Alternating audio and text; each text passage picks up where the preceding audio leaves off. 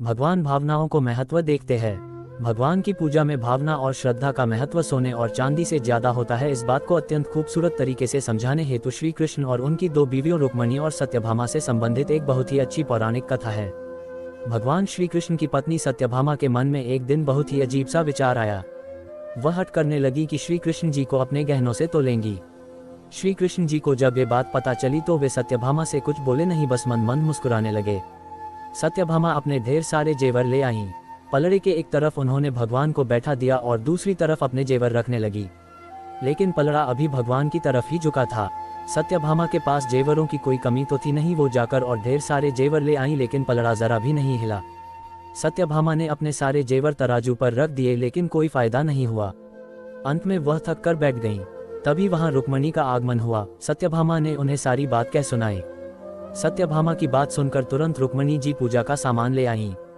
उन्होंने भगवान की पूजा अर्चना की और उसके बाद में जिस पात्र में भगवान का चरणोदक रखा होता है उसे गहनों वाले पलड़े पर रख दिया। देखते ही देखते पलड़ा झुकने लगा और भगवान का पलड़ा ऊपर उठ गया। सत्यभामा हैरानी से सब कुछ देख रही थी। उसको समझ नहीं आ रहा था कि जो पलड़ा उनके इतने सारे गहनों से नहीं झुका वो एक हल्के से पात्र से कैसे झुक गया। वे रुक्मणी से इसका कारण पूछने लगी। तभी नारद मुनि भ्रमण करते हुए वहां पहुंच गए। सत्यभामा की परेशानी समझकर वे इसका कारण उन्हें बताने लगे। नारद जी बोले, भगवान की पूजा में महत्व सोने चांदी के गहनों का नहीं होता, बल्कि सच्ची भावना और श्रद्धा का होता है। रुक्मणी ने अत्यंत प्रेम से भगवान का पूजन किया, जिससे उनकी श्रद्धा और भक्ति की ताकत चरणोदक में समा गई।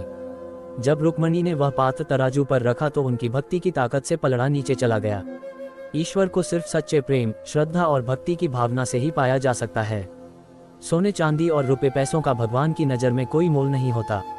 भगवान की पूजा यदि सही ढंग से की जाए तो ईश्वर की प्राप्ति अवश्य होती है। सच्ची भक्ति और प्रेम के आगे ईश्वर भी झुक जाते हैं। सत्यभामा को उनकी बात समझ में आ गई थी। इस पौराणिक कथा के माध्यम से हमें यही सीख मिलती है कि अगर भगवान के करीब रहना है या ईश्वर को प्राप्त करना है तो सोना चांदी और पैसा जैसी भौतिकवादी चीजों को भूलकर अपने मन में श्रद्धा का भाव उत्पन्न करे। यही एकमात्र मार्ग है सच्ची भक्ति और ईश्वर को पाने का।